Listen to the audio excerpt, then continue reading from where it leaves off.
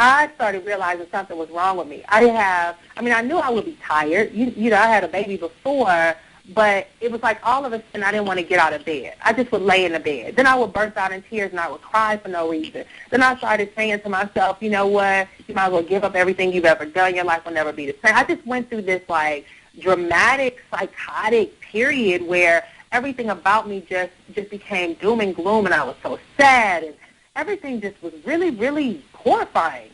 And one of my good friends, she's actually in Empower with me, and she said, we were on the phone, and she said, Nick, I see your symptoms of postpartum depression coming on, because I was explaining how I was feeling.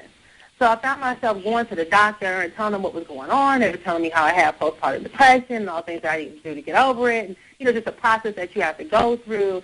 And I thought I would snap out of it in like a month. But then I found that a month turned into 2 months, turned into 3 months, turned into 5 months, turned into 6 months, and I was just totally not myself anymore. All that excitement, that vigor, that drive, that hunger, getting up at 4 o'clock in the morning, doing something. Yes, I know I had a baby, or remember I had a baby before. The first go-round, I was able to do all that stuff. This go-round, I could barely shower. I could barely put clothes on. It had nothing to do with the baby. It had everything to do with my emotions. Like, my emotions were out of whack. I was telling myself that I was stupid. I was telling myself that I don't know who you think you are. How did you all the stuff that happened never really happened. Like, I was feeling like everything that I had ever accomplished was not real, and, you know, you might as well give up on your dreams. Like, all these madness conversations were happening with me. And so I barely opened my computer during that time. When I would, I didn't have the desire. I would open it up, I would look a little bit, and I'd shut it back down. But one thing that kept happening is commissions kept rolling in. I didn't know how it kept rolling in. I didn't know what was going on rolling in, but commissions kept rolling in. And I was so amazed that the money was still being made, but I still didn't have the internal desire to continue moving on with the business. So I told myself, I'm done with Empower, I'm done with internet marketing, I'm done with everything. I'm just going to be a stay-at-home mom. I'm just going to start cooking and cleaning. I'm just going to take care of the house. And that's it. I'm just going to let go of my career. It was on me to even trying to keep it going. And so Tracy would call me and be like, Nick, we're going to do this, we're going to do that. She's going back and forth and sharing all these different things with me. And she would tell me to get on these calls. I would be on a call for like 2 minutes and I would hang up.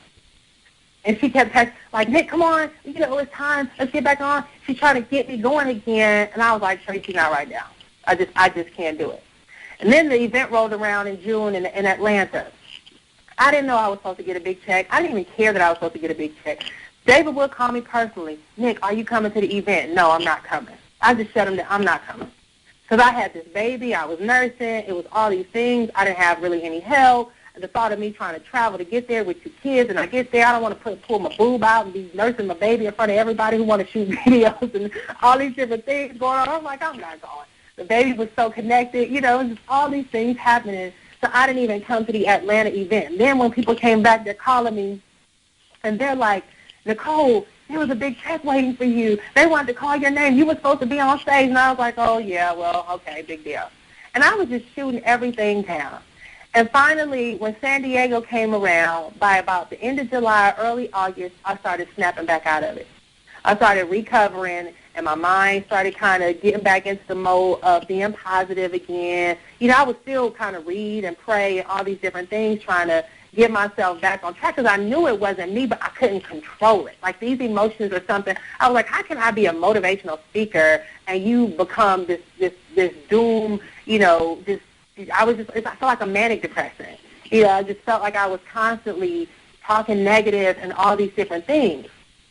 And so one day I sat down and I opened up my back office, because I don't even think I opened up my back office in the back of EA. I didn't know who had signed up. Nobody was getting any welcome emails from me. I mean, I felt really bad for the people that joined me during that time, because I was so out of the loop that there was nothing that I could do to help them.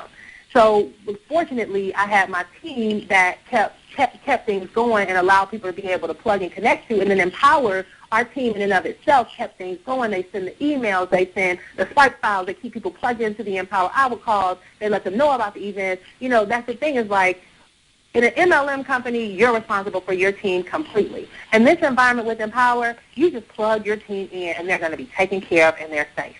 If it was not for Empower taking care of the people that were signing up with me at that time, I would not have had a team, and I probably would have tarnished my name. But these people stuck it out, and they hung in there, attended. So many of them attended the Atlanta events because Empower continued to promote and stay in tune with the people that got plugged into the community, that joined Empower Network.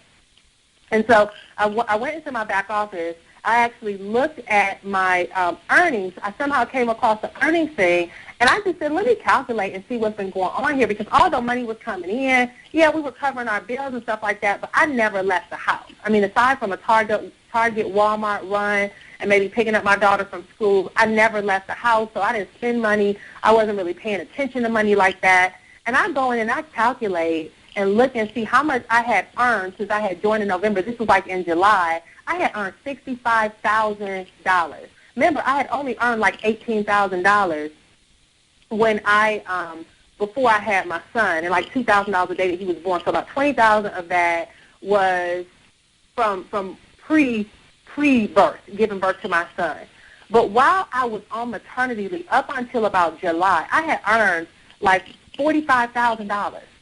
That was just being generated by me being connected to this system, getting people into the business, and having Empower Network support our community and keep them plugged in, continue to offer the trainings through the different products that we have, continue to offer the Empower Hour calls like you guys are on now, continue to let them know about the live events, continue to, let them know that, give them the motivation, the inspiration, the mindset training. They did all that to sustain me, to allow me to have that mental challenge that I faced that I never thought I would have had, that secured my income during that time when no other opportunity in the world, not even my own little personal endeavors that I thought were going to be my gateway to millions, were able to sustain me the way that Empower did.